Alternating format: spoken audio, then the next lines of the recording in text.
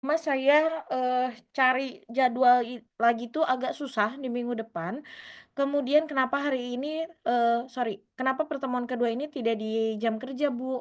Karena saya takutnya kalian itu, apa namanya, akan ada kuliah lain gitu ya, sehingga, tidak bisa di jam kerja, begitu. Oke, jadi mohon maaf mendadak dan kita kuliah hari ini, ya. Kalau misalnya suara saya tidak terdengar teman-teman, atau, slide-nya freeze, tolong dikabari ya, sebentar.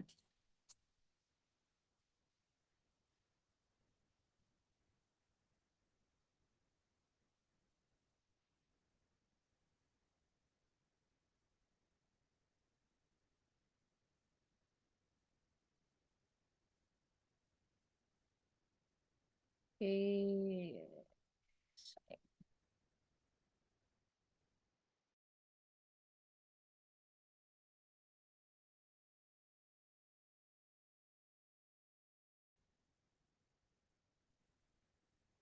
Oke, saya share screen. Ya.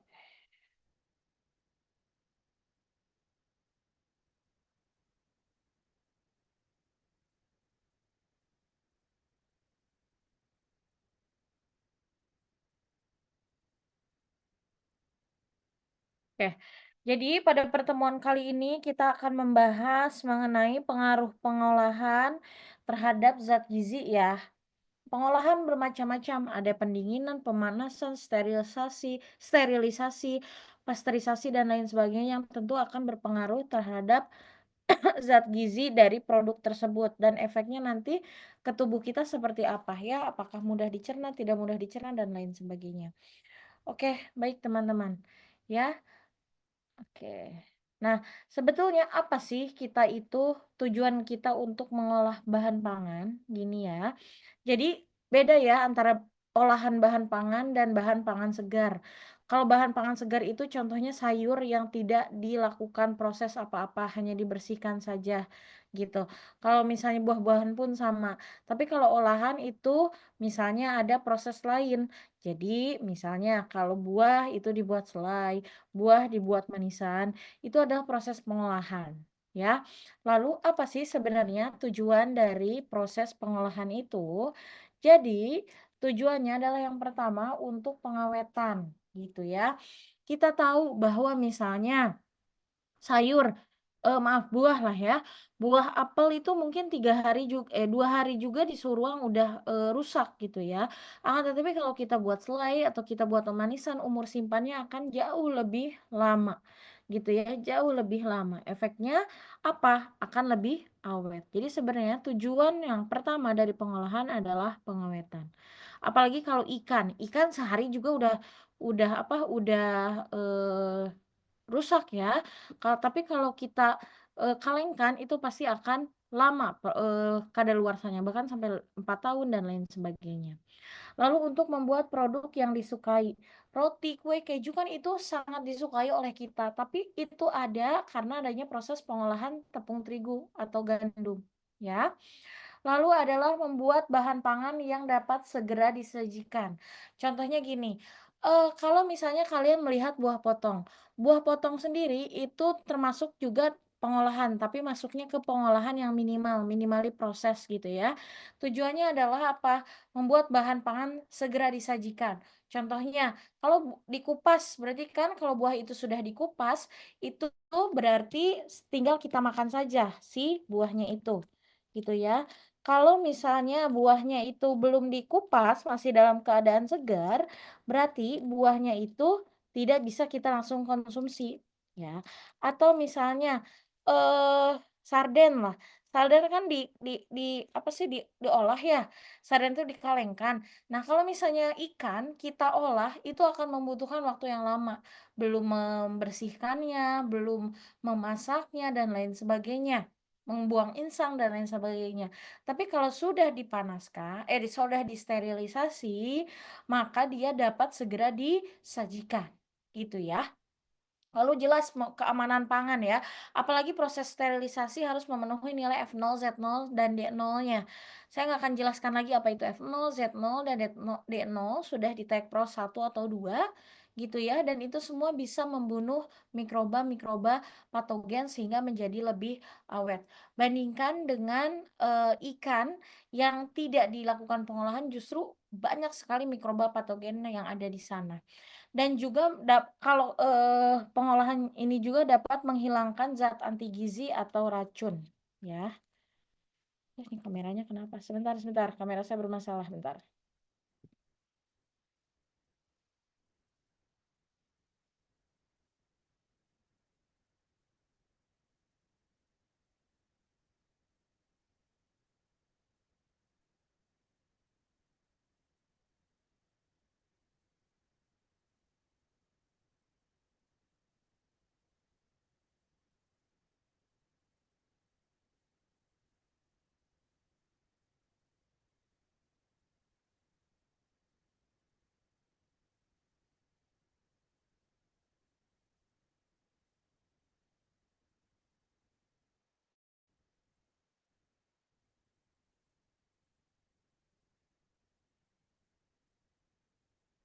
Oke, baik kita lanjut ya. Nah, juga dapat menghilangkan anti gizi atau racun. Contohnya, kalau misalnya tanin pada, apa namanya, teh, itu bisa direduksi ya, bukan dihilangkan, reduksi apabila kita mengolah teh tersebut. Nah, itu juga kan salah satu menghilangkan zat gizi. Atau pada telur itu sebenarnya ada senyawa yang, bersifat juga, anti gizi, namanya avidin. Tapi kalau telur itu dimasak, avidin itu bisa hilang, gitu ya. Nah, kondisi pengolahan itu seperti apa? Kondisi pengolahan itu dipengaruhi oleh pH, ya, kemudian oksigen, kemudian panas, dan cahaya. Nah, ini semua ini sangat berpengaruh terhadap nilai gizi, aktivitas mikroba dan enzim dalam bahan pangan. Ya, nanti kita akan bahas satu-satu berbagai pengaruh pH, oksigen, panas, dan cahaya terhadap zat gizi dari bahan pangan itu sendiri. Oke, ya. Nah, ini bisa lihat kalian grafiknya, teman-teman. Ini lama pengolahan atau lama processing. Semakin lama processing, aktivitas enzim dia akan semakin turun. Ini kan, makin lama processing, aktivitas enzim makin turun. Ya. Lalu aktivitas mikroba juga akan makin turun. Otomatis semakin lama processing sebenarnya keamanan pangannya semakin baik karena mikroba banyak yang dibunuh gitu ya. Lalu aktivitas enzimnya juga banyak yang dihambat sehingga tidak mungkin enzim-enzim yang bersifat merusak seperti peroksidase, lalu kemudian katalase itu bisa dirusak gitu. Nah, seiring dengan lamanya processing atau pengolahan. Itu bagus. Akan tetapi efeknya apa? Kalau semakin lama pengolahan, kehilangan zat gizi akan semakin meningkat, gitu ya. Ini bisa lihat, kehilangan zat gizi akan semakin meningkat. Efeknya apa? Efeknya ya yang masuk ke dalam tubuh kita nggak banyak gizi yang masuk dari makanan tersebut. Memang aman, gitu ya. Secara keamanan pangan aman. Akan tetapi kehilangan zat gizinya terlalu besar, sehingga daya cernanya menjadi turun dan juga gizi yang dari pangan yang bisa kita manfaatkan juga jadi lebih sedikit. Sehingga kita perlu apa ya, menentukan lama pengolahannya berapa gitu ya, yang paling baik. Agar keamanan pangannya tercapai tapi kehilangan zat gizinya dapat diminimalisir gitu ya. Oke.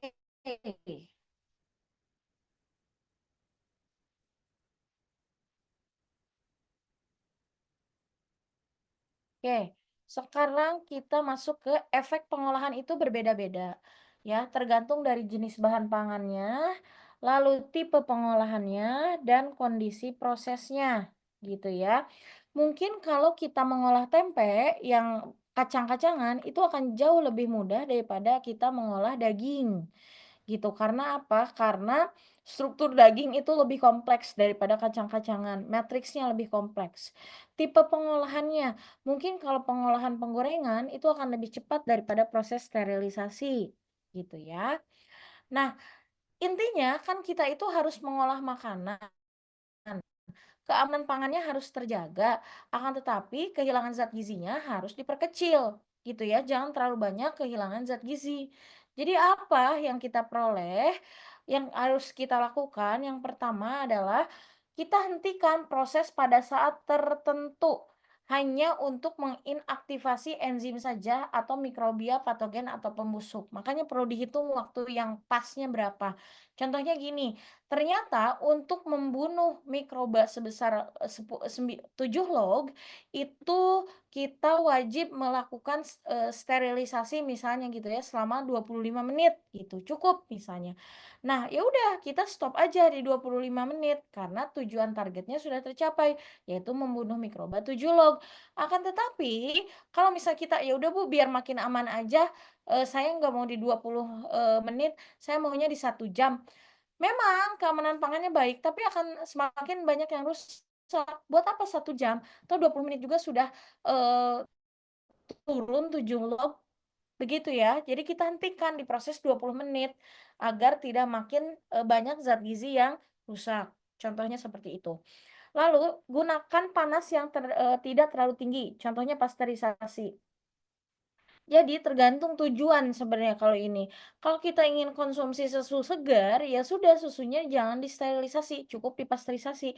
Kita membunuh di suhu 70 derajat Celcius mikroba target saja, bukan semua mikroba yang ada di dalam susu. Maka cukup pasteurisasi, karena sterilisasi suhunya itu sangat tinggi, dan itu pasti akan merusak komponen zat gizi di dalam susu, gitu ya.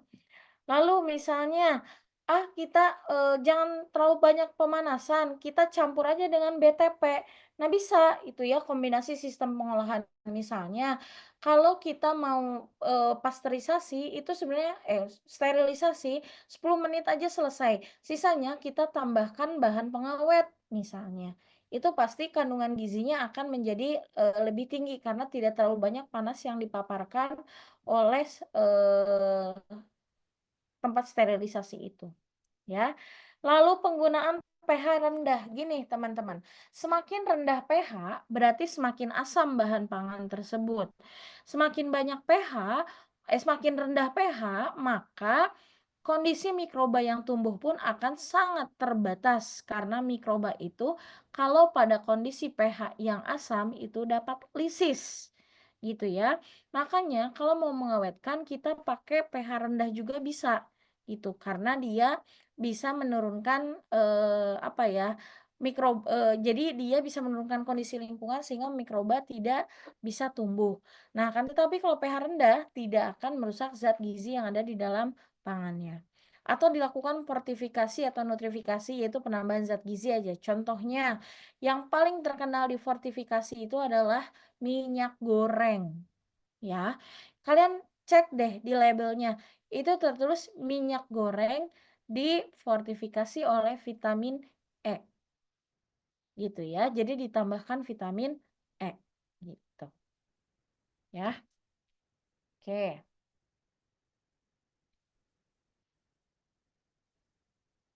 Intinya, proses pengolahan itu memperoleh makanan yang lebih lezat dan memperpanjang umur simpan, ya. Jadi selama pemasakan itu akan terjadi perubahan zat gizi sehingga nilai gizinya akan berubah, ya, seperti itu.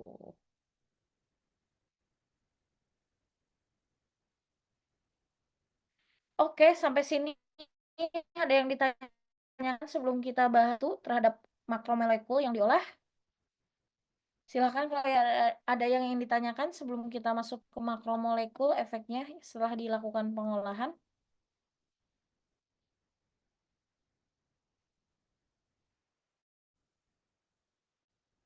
Ada yang ingin ditanyakan silakan.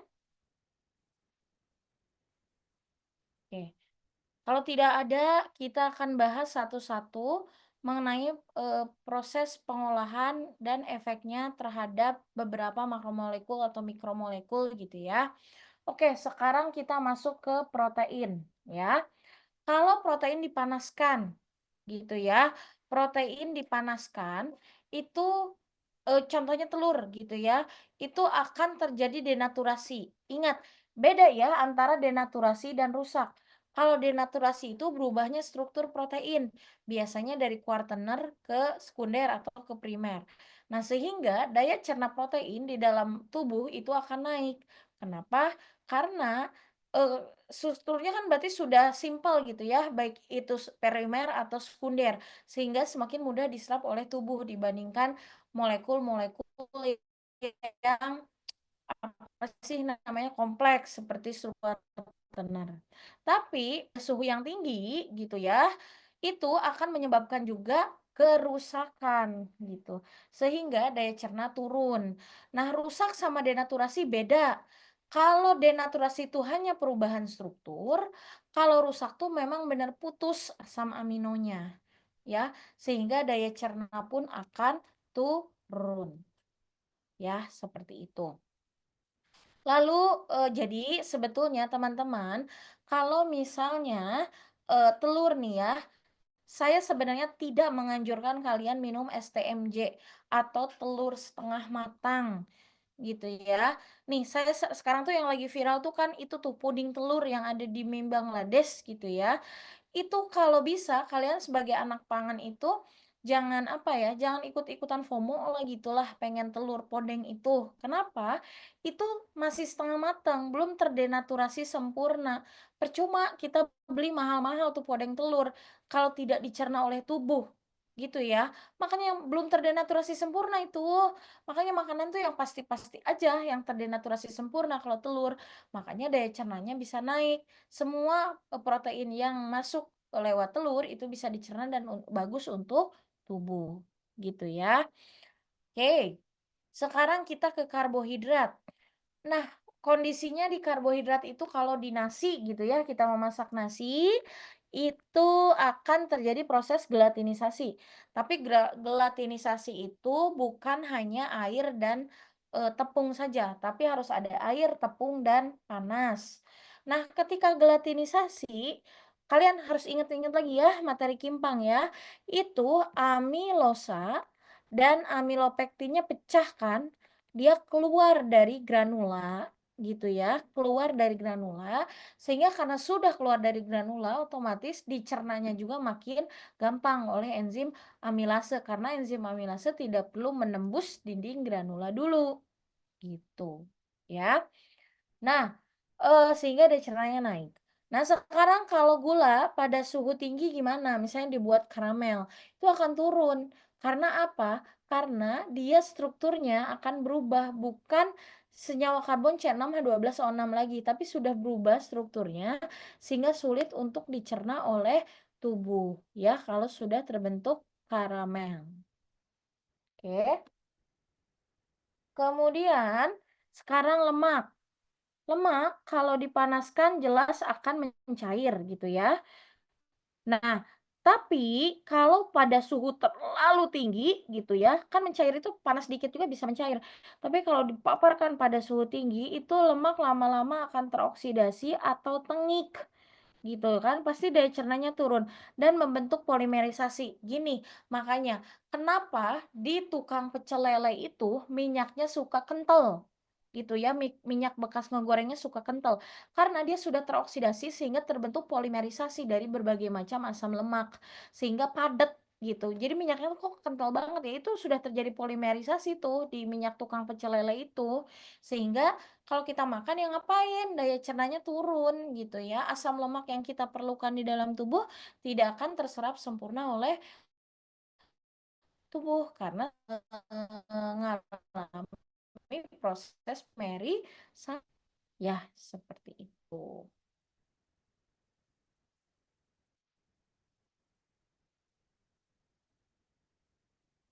Nah, kalau vitamin bagaimana?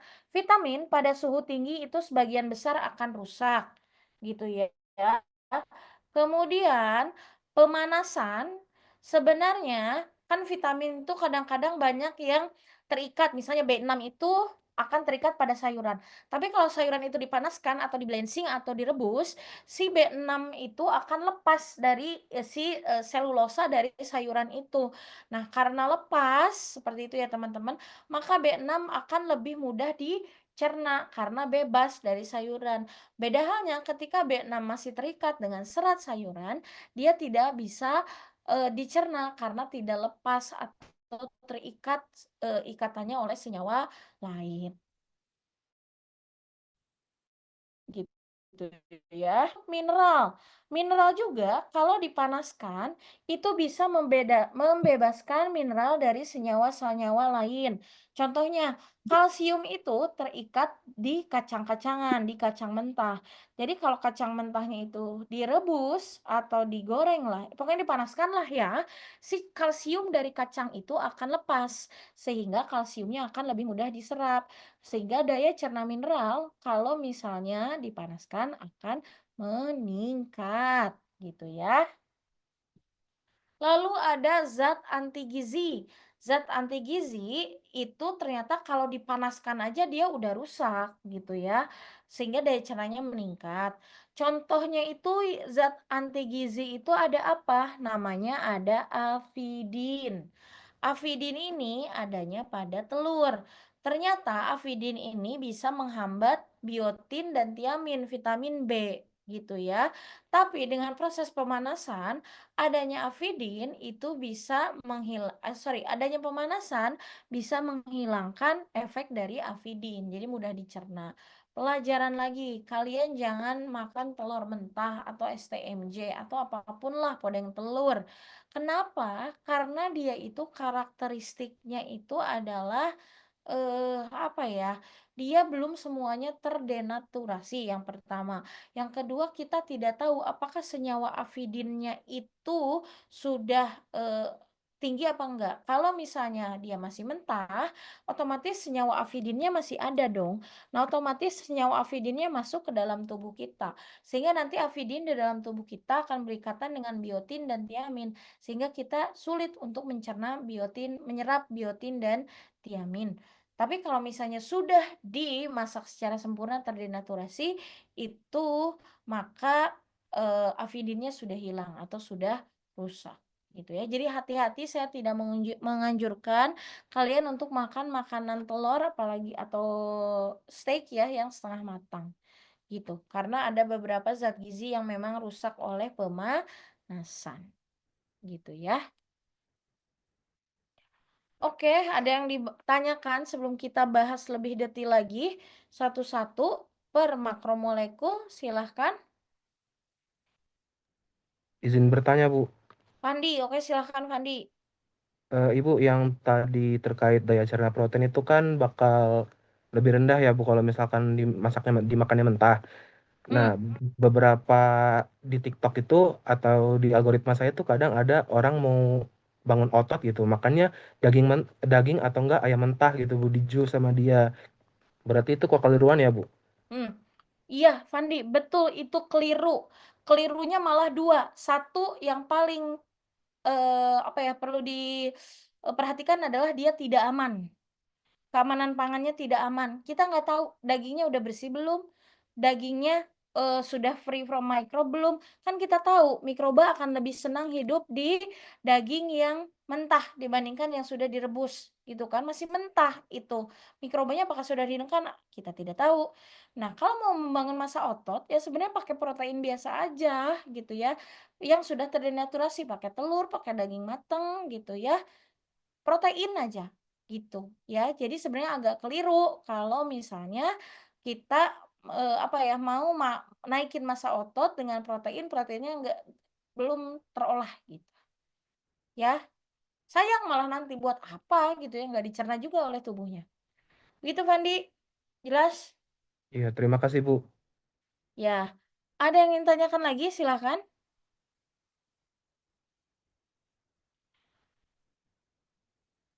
Atau mungkin gini, kalian suka mikir gini, Bu, kalau makan sashimi berarti nggak guna dong, Bu. Karena kan sashimi itu apa ikan mentah gitu ya. Nah, gimana, Bu? Berarti proteinnya tidak bisa dicerna? Jawabannya iya, memang. Protein dari salmon yang dibuat sashimi ataupun sashimi lain itu tidak bisa dicerna karena belum terdenaturasi kan, masih salmon fresh, masih ikan fresh gitu. Jadi terus udah mahal. Memang, terus fungsinya sashimi untuk apa? Untuk memenuhi protein? Bukan. Jadi kalau makan sashimi itu hanya untuk pleasure, hanya untuk kesenangan aja gitu. Kalau ini tuh ikannya memang kualitas baik, karena memang sebelum dibuat sashimi itu di-trimming dulu ya, memang dagingnya cuma memang tidak dipanaskan aja. tapi mikrobanya sudah hilang gitu ya. Cuma proteinnya belum berubah. Jadi tetap kalau makan sashimi itu nggak bisa tuh proteinnya dijadikan sebagai apa namanya sumber protein, sumber energi karena ya susah tercernanya juga, belum terdenaturasi. Ya sehingga enzim protease ya susah untuk memecah si sashimi tadi gitu ya. Oke, ada lagi yang tanyakan silahkan.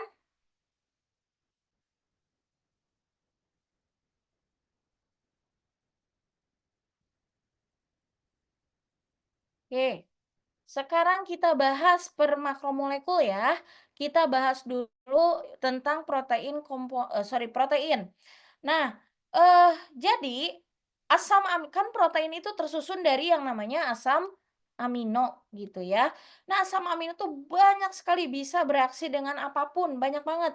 Misalnya asam amino bisa bereaksi dengan gula reduksi, membentuk reaksi mailat. Asam amino juga bisa bereaksi dengan polifenol. Asam amino bisa bereaksi juga dengan lemak, dengan basa, bahan alkali, sulfit maupun hidrogen peroksida atau H2O2.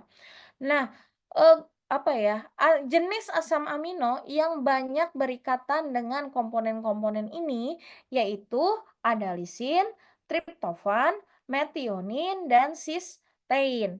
Ini adalah asam amino yang reaktif yang dia itu akan bereaksi dengan apa namanya, senyawa-senyawa yang tadi sudah saya sebutkan. Ya, seperti itu. Nah, ini ya strukturnya ya. Ada lisin, ada metionin, ada cysteine, dan ada triptofan. Nah, pokoknya saya nggak akan bahas lagi struktur ini ya. Sudah di kimia pangan dibuka lagi aja. Ini jadi yang reaktifnya tuh ya bagian ini, gitu ya. Oke. Ish.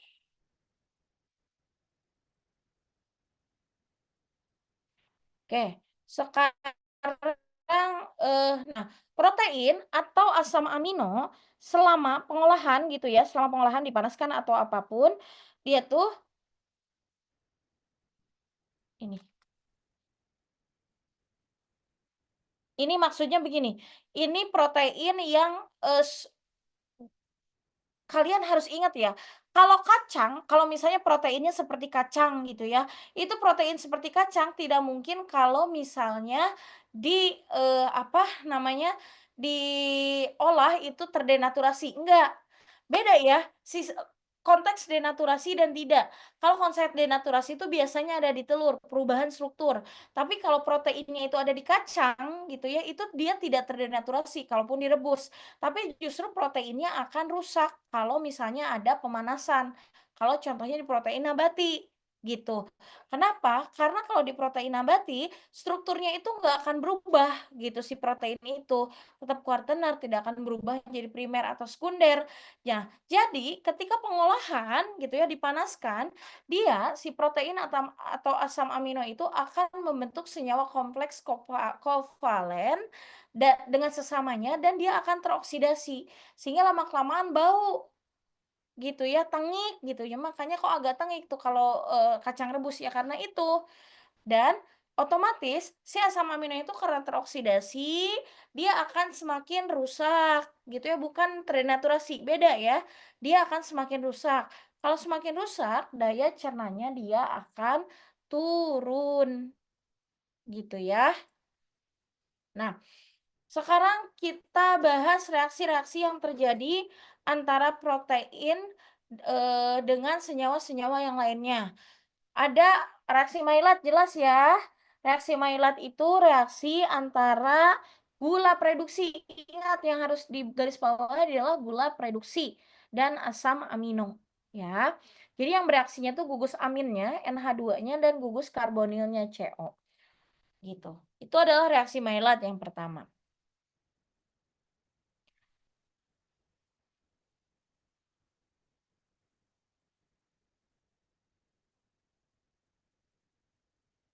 Nah, jadi reaksi Maillard itu dia itu kebanyakan itu apa ya, protein yang bisa bereaksi, bukan bisa, tapi mostly ya, nggak semua.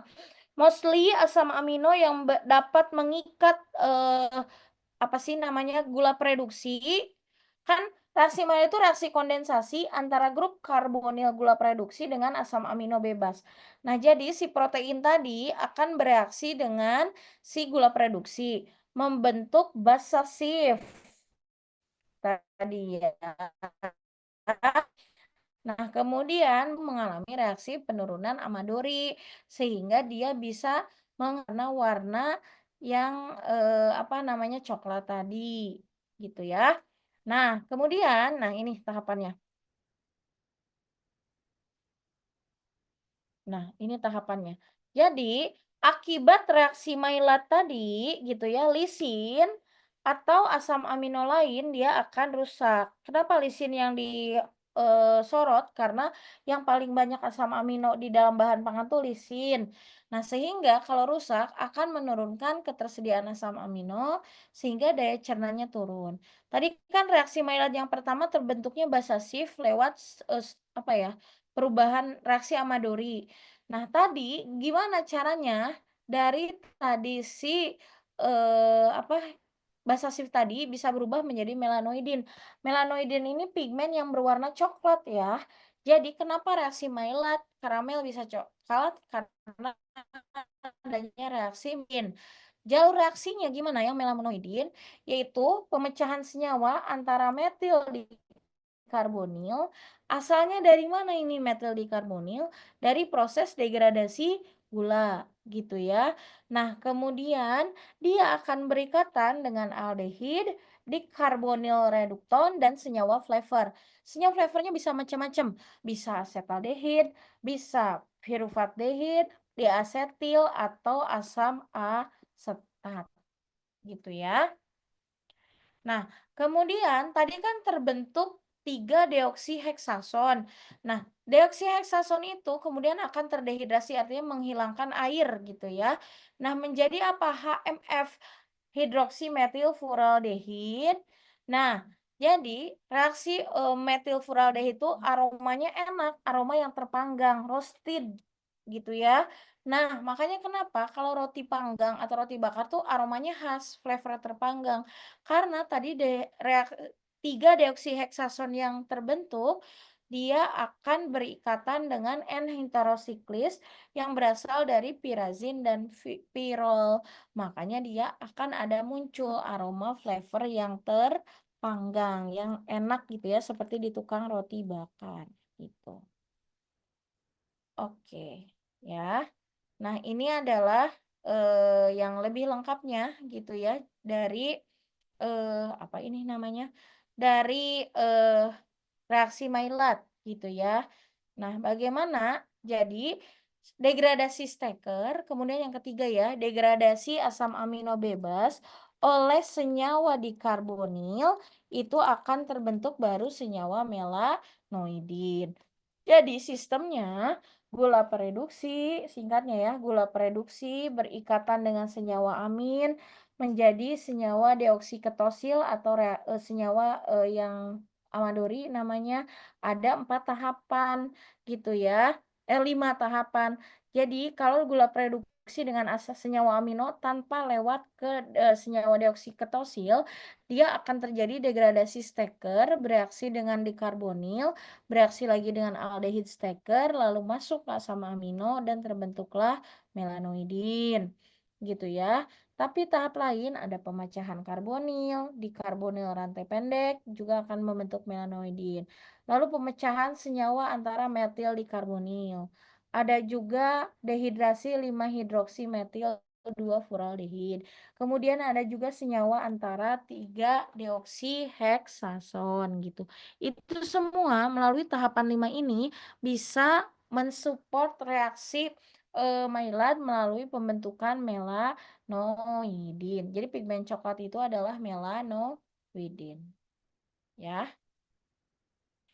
Nah, ini jelasnya. Ya. Oke, ada yang ditanyakan silahkan. Ish.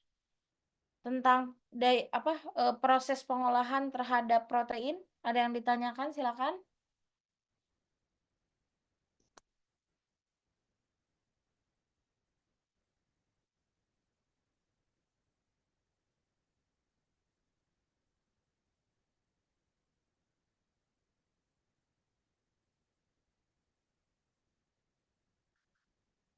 Nah, sekarang gimana kalau tadi kan langsung ke proteinnya. Sekarang kita ternyata, reaksi pengolahan protein itu juga bisa melalui reaksi resemisasi. Tadi kan yang kalian tahu biasanya mailat aja, ternyata ada juga reaksi resemisasi. Biasanya itu muncul pada reaksi roasting dari kopi gitu, jadi coklat kan. Tapi kopi jadi coklat itu bukan karena, apa sih namanya, Eee, protein tadi, tapi bukan protein, bukan karena gula reduksi, tapi karena reaksi resemisasi, gitu ya. Nah, reaksi resemisasi asam amino itu bisa terjadi kalau apa? Kalau dia sebenarnya bisa terjadi di kondisi basa, bisa terjadi di kondisi asam, tapi harus disangrai. Makanya contohnya adalah si kopi, gitu ya. Reaksi resemisasi itu akan mengubah struktur dari asam amino yang awalnya bentuknya L, levo gitu, dia akan berubah menjadi D atau dextro. Nah, masalahnya beda halnya dengan glukosa ya teman-teman ya.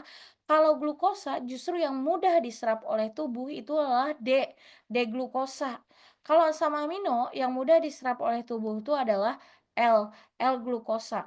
Karena melalui reaksi resemisasi, L itu akan berubah menjadi D, maka dia tidak bisa digunakan oleh tubuh, sehingga daya cerna proteinnya bisa berkurang pada tubuh, gitu ya. Jadi dari L, ini kan L, NH2-nya di sini, berubah menjadi D, pindah NH2-nya, gitu ya. Dia juga akan mengurangi daya cerna tubuh, karena memang secara natural tubuh tidak bisa mendegradasi si bentuk D, gitu, dari asam amino, ya.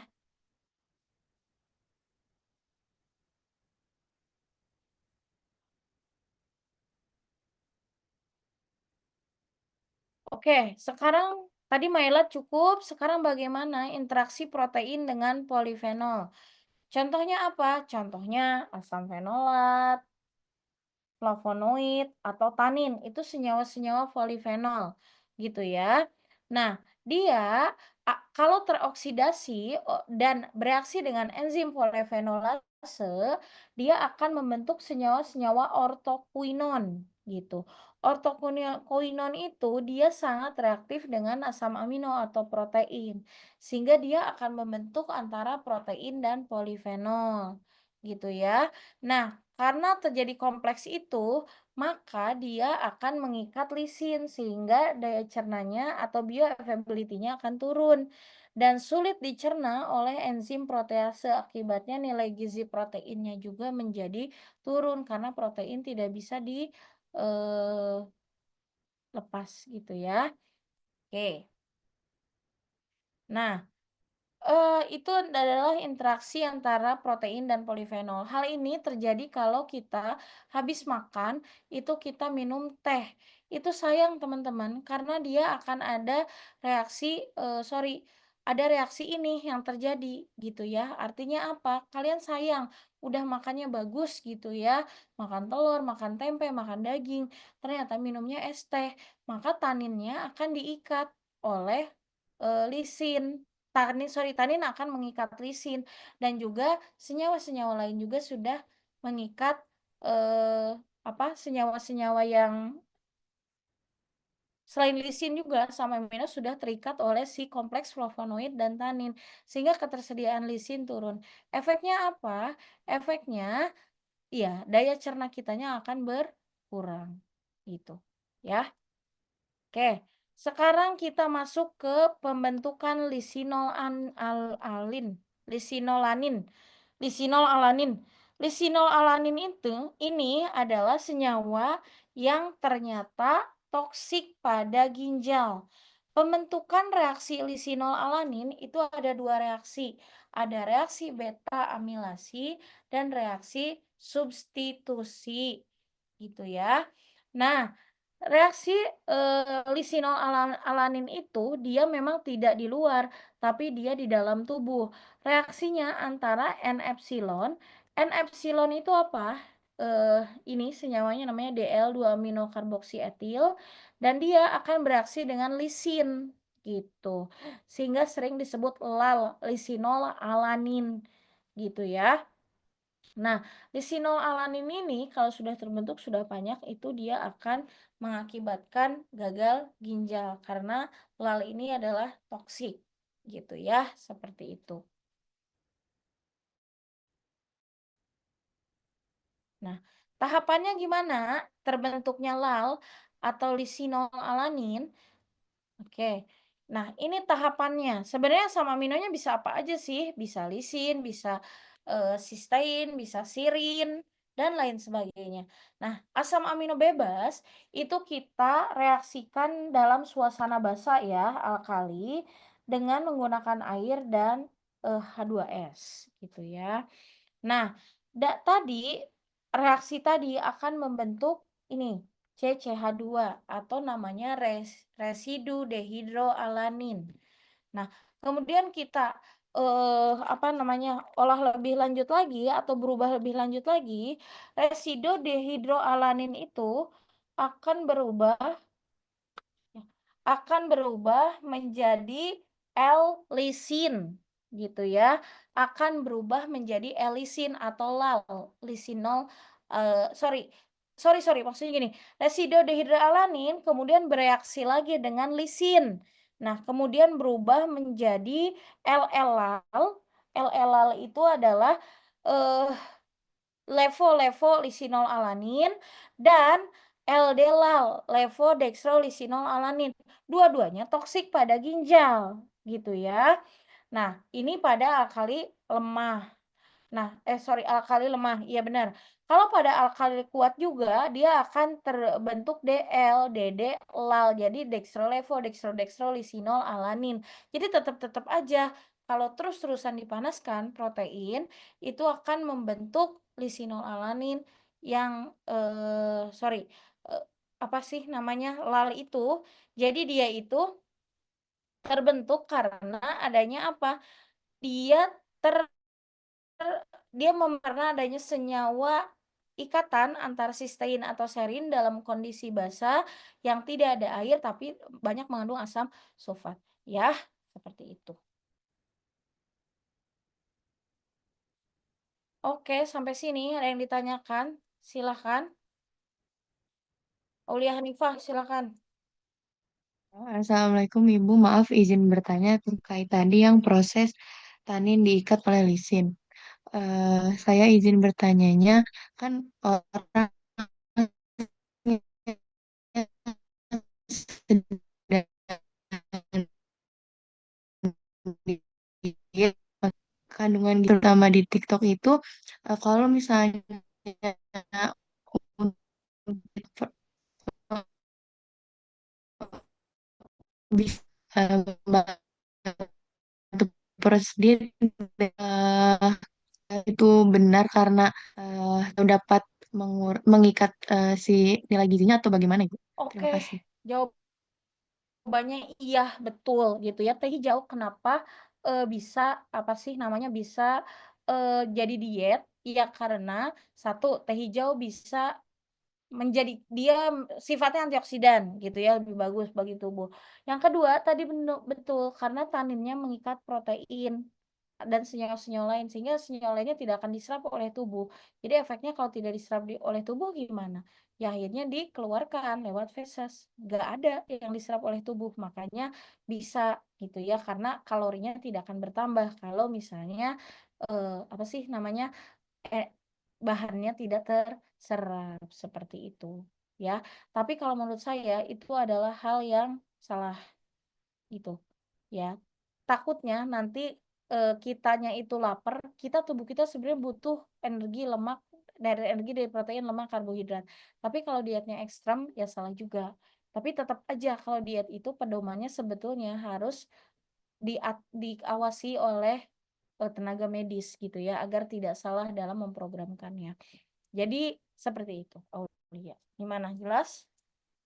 Jelas Ibu, terima kasih. Oke, ada lagi yang ditanyakan silahkan.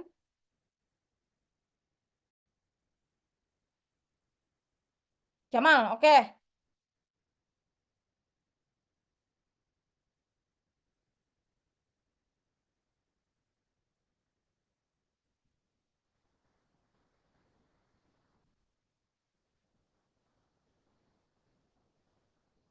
Mm-mm. Mm-mm. Mm-mm. Mm-mm. Cabe. Mm-mm.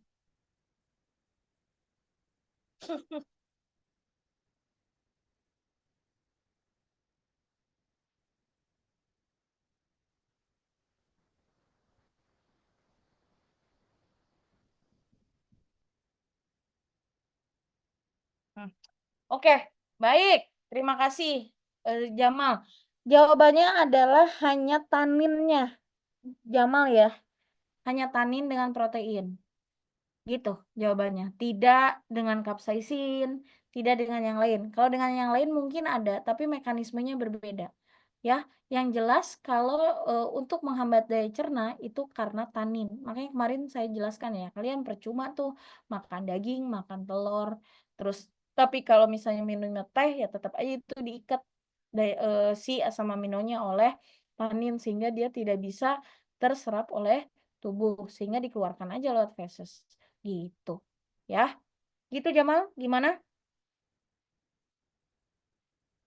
Oke, ya. Ada lagi, satu lagi silahkan.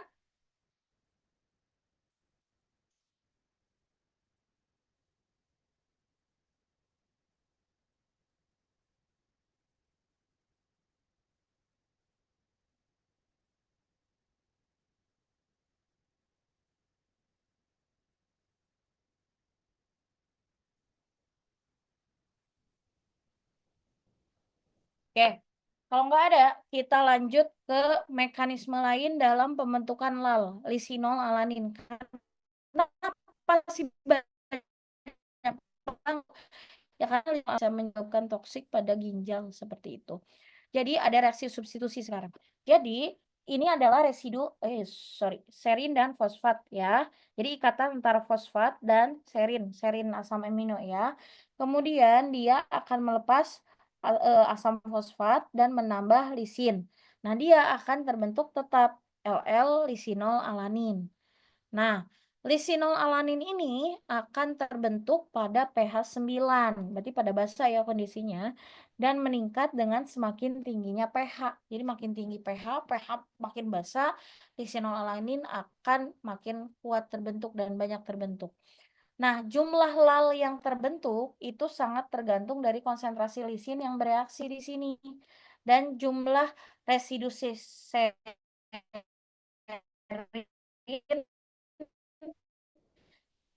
di sini.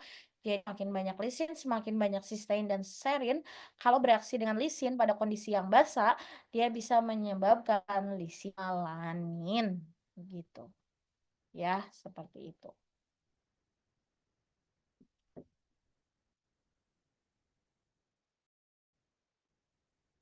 Nah, ini kita masih bahas LAL ya. Jadi gimana sih Bu caranya untuk mengurangi terbentuknya LAL atau lisinol alanin? Nah, untuk menguranginya yang pertama kita harus turunkan pH dan suhu. Jangan di pH tinggi, jangan di suhu tinggi karena nanti akan cepat membentuk LAL. Nah, terus kemudian intinya kan yang bereaksi itu gugus epsilon aminolisin. Berarti kita harus kelat, kita harus ikat gugus epsilon aminolisin ini. Gitu ya, dengan bahan pengikat atau acylating agents atau bisa juga dengan gula untuk mengikatnya. Nah, kemudian lal itu dia akhirnya kan selain menurunkan zat gizi, karena dia itu ketika sudah terbentuk lal, protein atau asam aminonya dia tidak akan bisa terserap. Tapi juga lal ini pada tikus, tikus itu diberi ransum protein kedelai, tapi perlakuannya basah gitu ya. Dia rusak ginjalnya atau neprositomegali. Karena apa? Karena terbentuk lisinol alanin. Ingat, lal akan banyak terbentuk pada kondisi pH tinggi. Nah, sebetulnya apa ya? Lal di dalam sama BPOM itu belum diatur benar sih berapa dosis lal yang boleh ada pada makanan, terutama makanan bayi dan balita belum ada. Tapi sebisa mungkin kita harus menghindari proses pembentukan lal. Lal itu biasanya terbentuknya gimana ketika proses sterilisasi ya, jadi kita harus turunkan salah satunya, turunkan lal dengan seperti ini ya, gitu.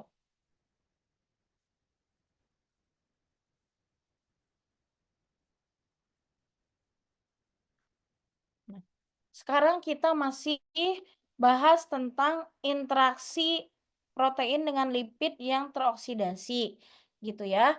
Nah, jadi oksidasi kita ngulang deh di bab kimia pangan tentang oksidasi lipid. Oksidasi lipid itu kan ada 3 tahapan ya. Tahapan yang pertama yaitu membentuk produk primer, namanya lipid hidroperoksida.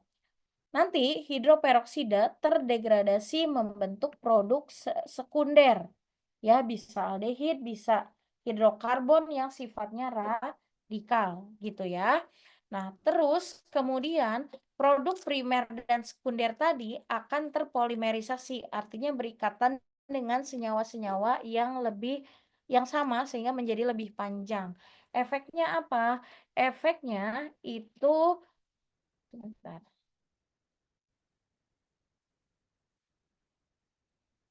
Efeknya memang produknya lebih stabil gitu ya. Nah, kemudian lipid akan teroksidasi dan dapat bereaksi dengan protein. Lipid yang sudah teroksidasi tadi, dia akan bereaksi dengan protein, akan membentuk ikatan silang dalam lantai protein. Jadi, dia itu membentuk si protein yang bereaksi dengan lipid teroksidasi tadi akan dimodifikasi, akan terbentuk cross linkage sehingga enzim proteolitik yang di dalam tubuh tidak bisa memecahnya. Gitu ya, akibatnya nilai gizinya turun. Contohnya, balik lagi, ini di tukang pecel lele, minyaknya sudah amat sangat teroksidasi. Gitu ya, udah terbentuk polimerisasi juga, digoreng tuh protein. Sayang, proteinnya selain bahaya ya dari lipidnya, juga daya cerna proteinnya akan nurun. Karena apa? Lipid yang sudah teroksidasi tadi bereaksi dengan protein dari ayam tadi atau dari lele akan membentuk cross linkage atau ikatan silang. Nah, ikatan silang tadi tidak bisa dicerna oleh enzim protease. Kan di dalam tubuh yang fungsinya bertugas mencerna adalah enzim proteolitik. Enzim proteolitik tidak bisa memecahnya gitu ya. Jadi ya percuma dong kita beli pecel ayam mahal-mahal tapi ternyata tidak bisa diserap oleh, bukan tidak bisa, sedikit diserap oleh tubuh. Gitu ya. Itu hubungannya dengan dengan interaksi protein dengan lipid yang teroksidasi.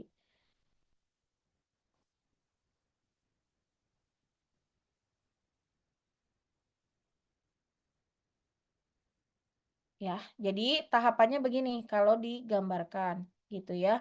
Asam lemak tidak jenuh, contohnya ada minyak ya, minyak itu, minyak goreng itu kan masih tidak jenuh tuh kalau misalnya masih baru gitu ya karena liquid gitu kan. Nah, terus kemudian kalau ada panas, cahaya, dan katalis itu akan membentuk radikal bebas dengan proses oksidasi. Saya nggak usah jelasin lagi tahapan proses oksidasinya, udah dikimpang gitu ya. Nah, tapi kan tukang pecel lele contohnya lagi, dia akan memanaskan terus-menerus kan, sehingga dia akan membentuk radikal bebas kan. Nah, radikal bebas itu ada 2 jenis, ada yang namanya hidroperoksida, ada yang namanya karbonil dan lain sebagainya. Nah, kemudian karbonil dan hidroperoksida dia akan bereaksi dengan protein yang berasal kalau di tukang pecel lele dari lele kah, dari ayam kah, gitu ya. Kemudian dia membentuk cross linking dan yang namanya akhirnya membentuk modifikasi protein yaitu proteinnya terikat silang cross linking. Akhirnya dia karena sudah terikat silang si proteinnya akhirnya tidak bisa dipecah oleh enzim protease yang ada di dalam tubuh. Makanya dia tidak bisa daya cernanya turun. Ya. Oke, sampai sini ada yang ditanyakan?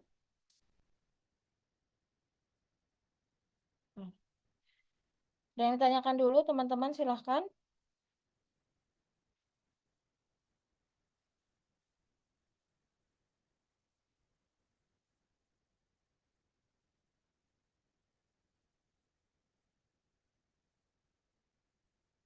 Oke, kalau enggak kita lanjut.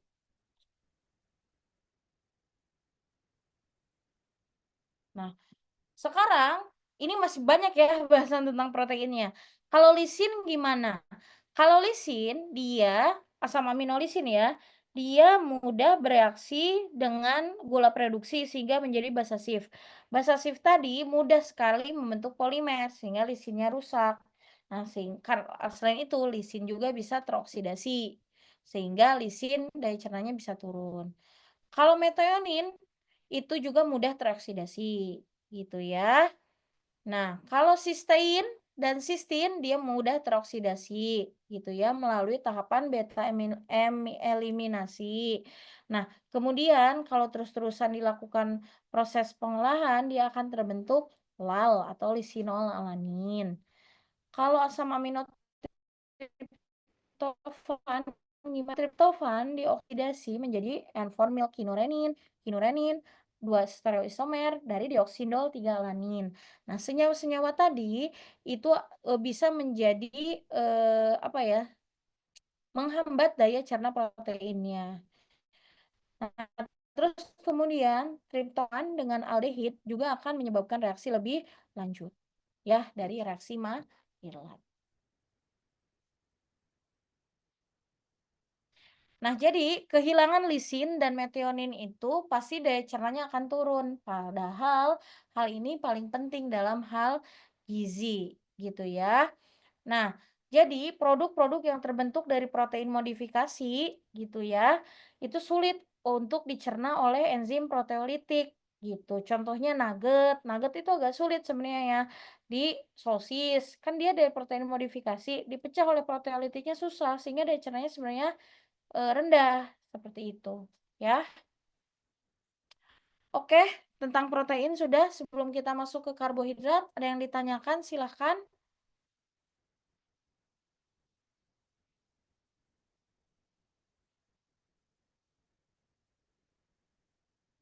Oke, sekarang bagaimana proses pengolahan terhadap daya cerna dari karbohidrat? Yang pertama akan terjadi gelatinisasi pati ya, jelas itu pada beras misalnya ya yang dikukus atau tepung ya. Nah, jadi kalau gelatinisasi pati, tadi saya jelaskan dia akan meningkatkan nilai daya cerna karena amilosa dan amilopektinnya sudah keluar dari granula pati sehingga tinggal diserap oleh tubuh. Gitu ya. Reaksi Maillard, sebentar. Nah, reaksi Maillard gimana? Kalau reaksi Maillard, dia bisa sebenarnya cenderung menurunkan daya cerna protein karena terbentuk senyawa melanoidin yang bisa menghambat daya cerna dari karbohidrat. Ya. Nah, sekarang kita bahas tentang proses ekstrusi HTST. Contohnya snack-snack ekstrudat ya, ciki-cikian HTST itu. High temperature short time. Nah, itu terjadi proses gelatinisasi pati tapi bisa merusak ke daya cerna karbohidratnya. Ya, kenapa pembuatan ekstrudat atau proses ekstrusi itu merusak? Gitu. Yang pertama adalah eh kan dia itu tidak digelatinisasi dengan air, teman-teman ya, sebetulnya.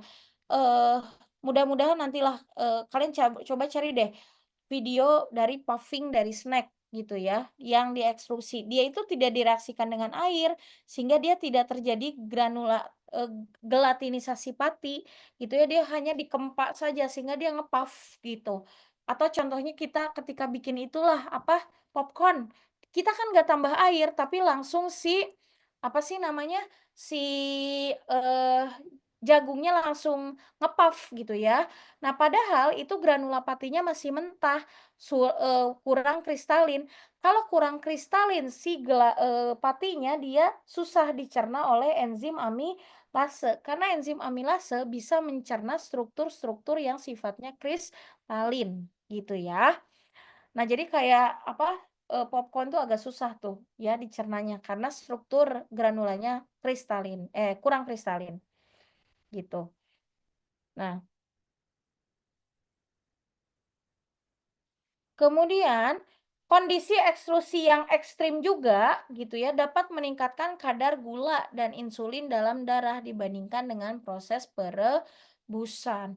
Karena apa? Karena sangat mudah ekstrusi yang ekstrim. Berarti dia itu sudah menjadi glukosa-glukosa yang sangat sederhana karena ketika diekstrusi yang ekstrim itu polimer dari pati akan terpecah menjadi gula sederhana sehingga sudah menjadi gula sederhana monosakarida.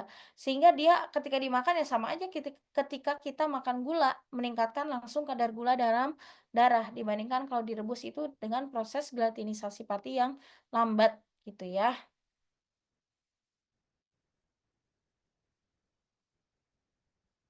Jadi adanya polisakarida didegradasi selama proses ekstrusi gitu ya. Jadi gula sederhana yang mudah diserap sehingga bisa melonjak gula darahnya.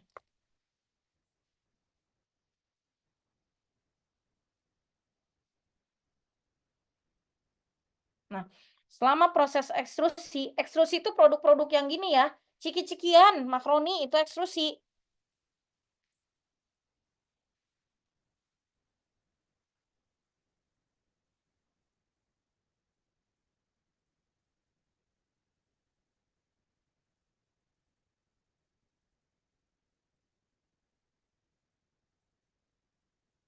Nah, jadi selama proses ekstrusi itu terjadi pembentukan senyawa kompleks ya antara amilosa dan lipid. Biasanya dicampur dengan butter nih. Contohnya kayak jagung aja si popcorn itu campurkan dengan butter kan, sehingga akan menurunkan daya cerna pati karena terhalang oleh si lemaknya gitu. Ya.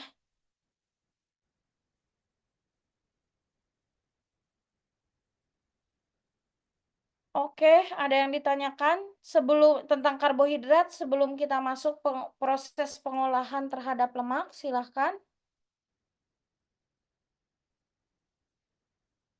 Oke, silahkan Jamal.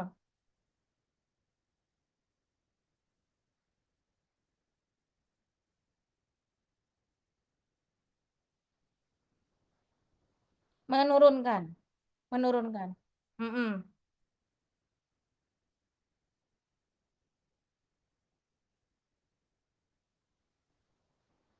Mm-mm. Itu kalau gini, kalau proses ekstrusinya sangat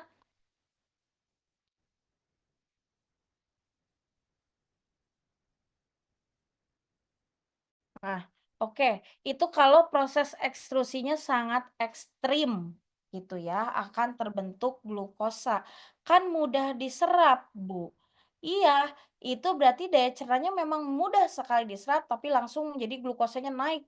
Eh, kayak dia apa ya kayak makan gula lah langsung naik. Nah, akan tetapi ada lagi nih di bawahnya yang ini. Kalau kita ekstrusi, biasanya kita pakai lemak kan, ciki-cikian ini pakai minyak kan, terus kemudian popcorn aja pakai butter. Masalahnya kalau ketemu dengan lipid itu akan mudah apalagi namanya akan mudah diikat lagi oleh lipid sehingga daya cernanya bisa turun gitu. Gimana Jamal? Cukup ya? Oke, ada lagi teman-teman silakan.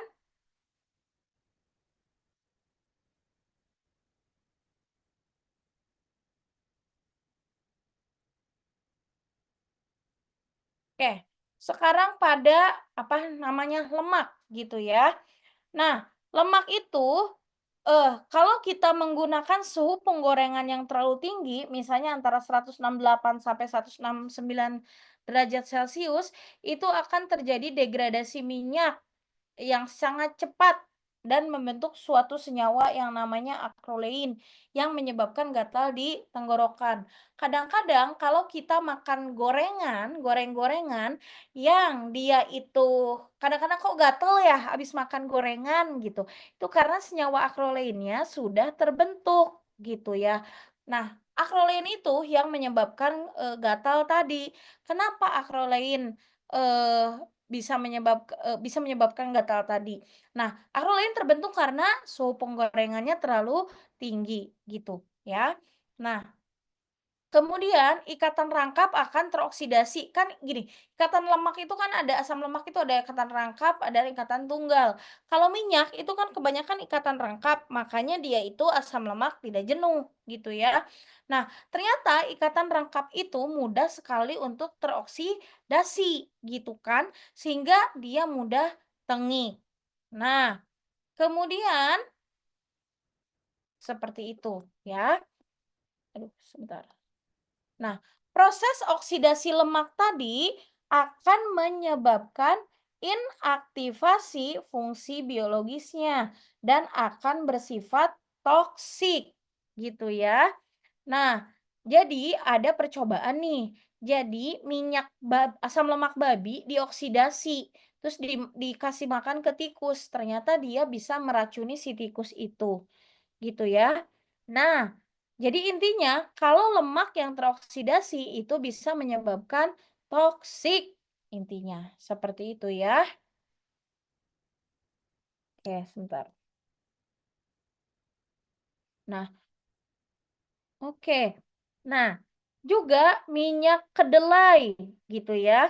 Minyak kedelai itu nah kalian nanti bukan misah-misah. Kalian nanti kayaknya ya di kimia pangan udah juga berbagai macam lemak tuh ya pas praktikum ya. Nah, jadi mana yang baik untuk penggorengan? Minyak kedelai itu kurang baik seminyak goreng, kalau minyak kedelai gitu ya, karena dia sangat tinggi asam linoleatnya.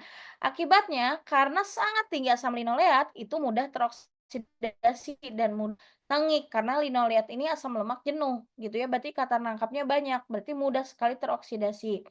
Nah, akan tetapi karena jadi gini, kalau minyak kedelai itu tidak digoreng itu baik gitu karena dia baik bagi kesehatan karena banyak asam lemak tidak jenuhnya dibandingkan asam lemak jenuhnya gitu ya. Nah, akan tetapi nah kurang baik untuk minyak goreng. Kalau digorengnya harus mentah tuh kedelai itu. Nah, terus kemudian kenapa antioksidan itu atau vitamin E banyak ditambahkan ke minyak goreng di fortifikasi vitamin E? Karena vitamin E dapat menghambat proses oksidasi ini agar kalau semakin banyak oksidasi dia makin tengik dan akhirnya nanti bisa jadi toksik gitu. Nah, selain itu, adanya logam-logam berat, Cu, Fe, kobalt, mangan juga mempercepat oksidasi lemak. Jadi kalau menggoreng itu lebih baiknya jangan di wajan yang logam gitu, tapi lebih baiknya di teflon. Karena kalau di logam itu akan mempercepat oksidasi lemak dibandingkan dengan teflon, ya. Nah, jadi reaksi eh degradasi selama proses penggorengan apa? Jadi, dia akan diuraikan asam lemaknya, gitu ya. Kemudian, yang kan kadang-kadang ada asap tuh kalau ketika menggoreng itu. Jadi, kalau yang tidak menguap, kenapa minyaknya itu tidak menguap, nggak ada asapnya, gitu berarti si senyawa tersebut ada pada minyaknya. Si senyawa toksik itu terkonsentrasi kalau yang tidak menguap. Kalau menguap, senyawa yang, terbentuk toksik itu akan menguap bersama asap. Saat menguap itu karena disebabkan asam lemak tidak jenuhnya itu lebih banyak dibandingkan dengan minyak goreng. Contoh, tukang pecel lele itu sudah asam lemak jenuhnya yang banyak, sehingga ketika digoreng, wus, langsung asapnya keluar semuanya. Nah, kan tetapi kalau kita menggoreng dengan minyak baru, berarti kan asam lemak tidak jenuhnya tuh yang lebih banyak, maka tidak akan terlalu beruap, gitu. Nah, kalau menguap itu langsung terjadi reaksi autooksidasi, polimerisasi termal, dan oksidasi termal gitu ya, sehingga akan membuat minyak itu lebih cepat mudah tengik. Kalau sudah terbentuk proses tengik gitu, itu bisa menyebabkan toksik.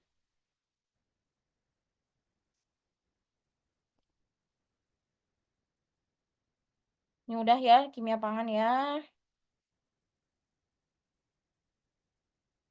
Nah, kita balik ya. Oksidasi hidroperoksida gitu ya. Lebih lanjut, hidroperoksida apa? Hasil dari proses oksidasi lemak gitu ya yang tengik itu. Akan menghasilkan alkohol, aldehid, asam, dan hidrokarbon. Warnanya menjadi lebih gelap, jelas ya. Tukang pecel lele gelap banget. Aromanya juga tengik, nggak enak. pembentukan radikal bebas yang bisa menjadi toksik bagi tubuh. Meningkatnya viskositas akhirnya bisa menghambat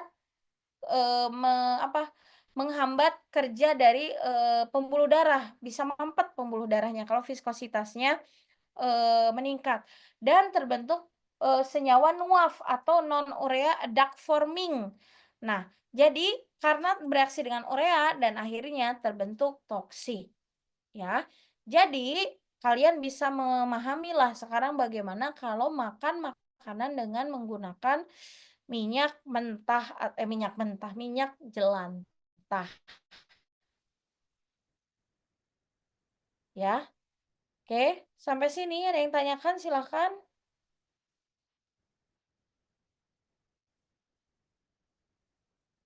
Silahkan.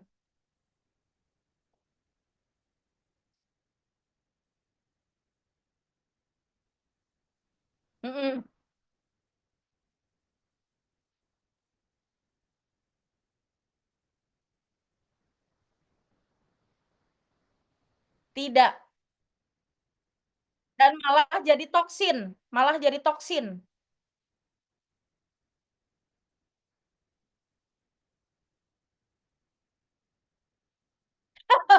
Ya nggak gitu juga, kalau langsung minum ya sebenarnya bagus, tapi kamu udah berapa ribu kalori tuh kalau minum minyak tuh?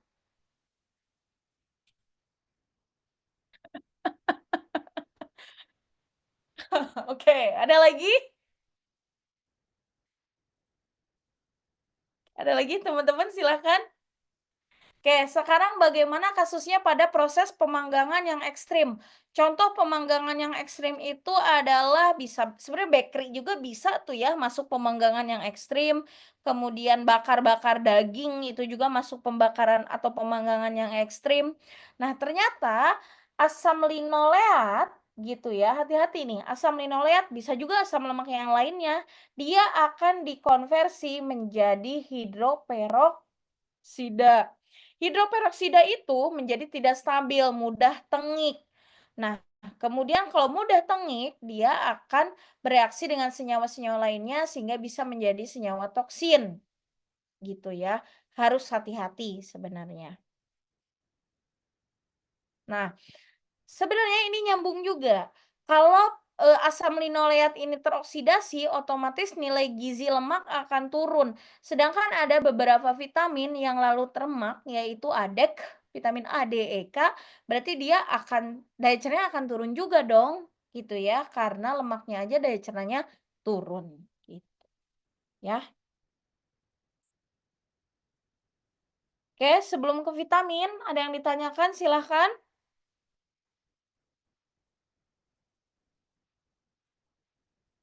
Oke, kalau vitamin A dia stabil pada kondisi ruang hampa udara, berarti dia tidak stabil terhadap oksigen ya. Dia rusak kalau ada oksigen.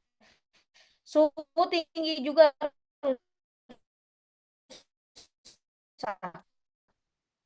Gitu ya. Bisa terhadap jadi kalau bisa senyawa makanan-makanan yang banyak vitaminnya itu dihindarkan dari paparan cahaya matahari langsung ya.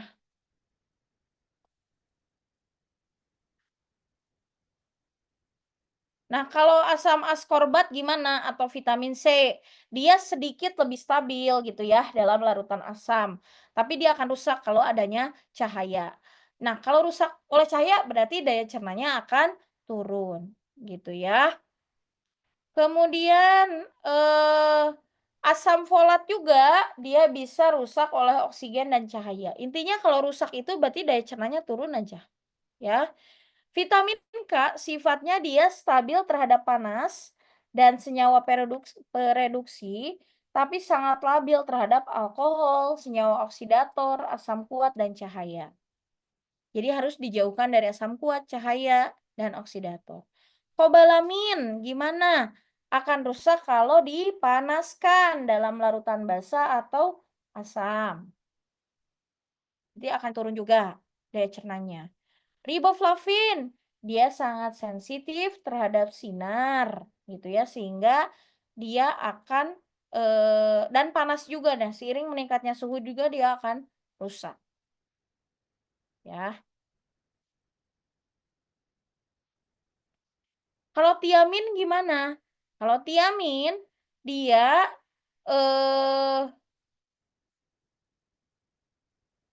kalau misalnya kita rebusnya di kondisi asam meskipun berjam-jam dia tidak akan rusak. Tapi tiamin itu akan rusak langsung 100% meskipun kita rebus 20 menit tapi pH-nya naik aja dikit di pH 9 pH basa. Karena tiamin itu tidak tahan basa, ya. Lalu kalau tokoferol vitamin E. Vitamin E itu sangat apa sih namanya? Sangat stabil terhadap cahaya gitu ya, tapi tidak stabil terhadap suhu dan oksigen.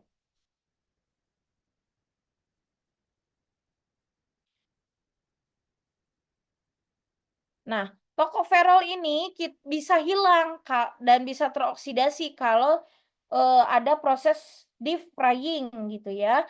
Karena kenapa proses deep frying bisa menghilangkan tokoferol?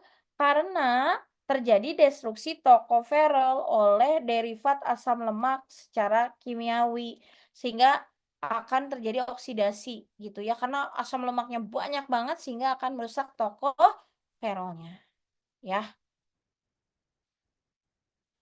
Oke, yang terakhir gizi mineral gitu ya. Sebenarnya mineral tuh nggak terlalu banyak rusak sih gitu ya selama pengolahan. Contohnya aja tuh tanur gitu ya teman-teman. Tanur kan di suhu 600 derajat. Itu kenapa kita bisa ngukur kadar abu di 600 derajat? Karena senyawa organik lain rusak di suhu di bawah 600. Sedangkan mineral tetap ada. Berarti itu kan membuktikan bahwa mineral itu tahan panas gitu ya. Tapi ada sedikit sih yang rusak kalau ada oksigen, tapi overall tidak mempengaruhi nilai gizinya. Gitu ya. Contohnya apa? Contohnya perlakuan panas dia akan mengabsorpsi beberapa mineral. Terutama dia bisa memecah ikatan sehingga kurang terabsorpsi aja mineralnya gitu ya. Terus kemudian vitat yang sorry. Lalu zat besi itu juga bisa teroksidasi gitu ya, tapi pada saat proses pemanggangan. Nah, oke. Jadi akan jadi kalau dipanggang si besi itu zat besi itu bisa rusak, tapi sedikit biasanya nilai biologisnya. Jadi daya cernanya masih tetap tinggi kalau mineral. Oke, ada yang ditanyakan dulu sebelum kita masuk ke tugas? Silahkan.